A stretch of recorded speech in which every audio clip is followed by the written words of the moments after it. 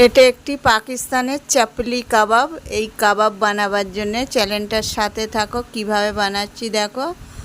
তো চলুন রেসিপিটা শুরু করা যাক। আজকে বানাবো চাপলি কাবাব। চাপলি কাবাবের জন্য এখানে আজমাইন আর গোটা ধনে এগুলোকে পিষে নেব। মশলার মধ্যে আর একটা অ্যাড করব বেসন।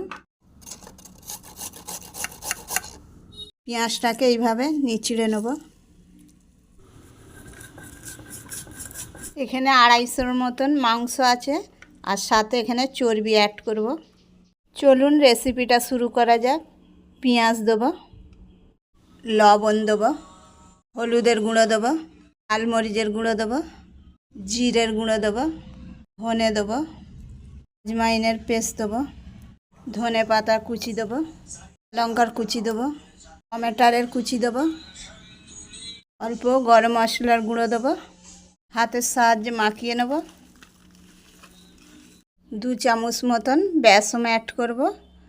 মাংসটা কম আছে বলে আমি 2 চামচ মতন বেসন নিচ্ছি, তোমরা মাংস অনুযায়ী বেসন ব্যবহার করবে। হাতে ঠিক এই বীজ অংশটা দিয়ে চাপ দিয়ে যেভাবে আটা ছানা হয় ওইভাবে এটাকে ছানতে হবে। কাবাবের ছানাটাই হচ্ছে মেন পদ্ধতি। এর মধ্যে একটা ডিম অ্যাড করব।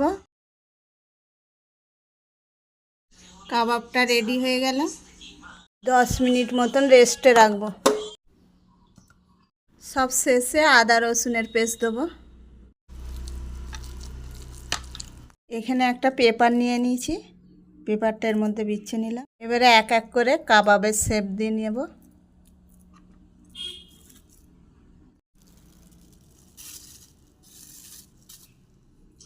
এবারে এটাকে হাতের সাহায্যে চাপ দিয়ে নেব।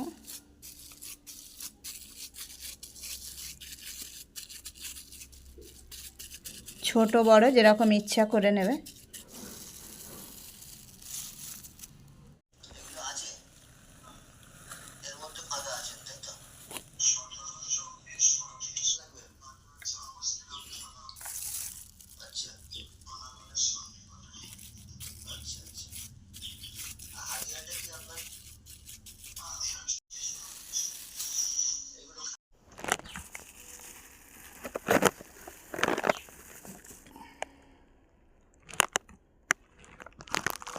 কাবাবগুলো আমি একইভাবে সব শেপ দিয়ে নিলাম।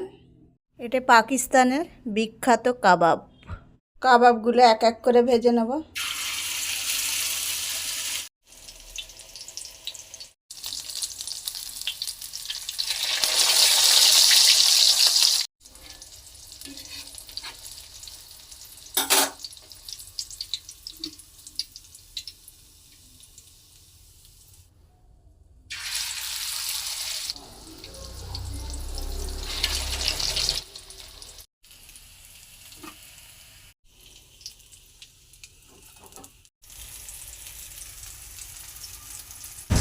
পাকিস্তানের চাপলি কাবাব রেডি।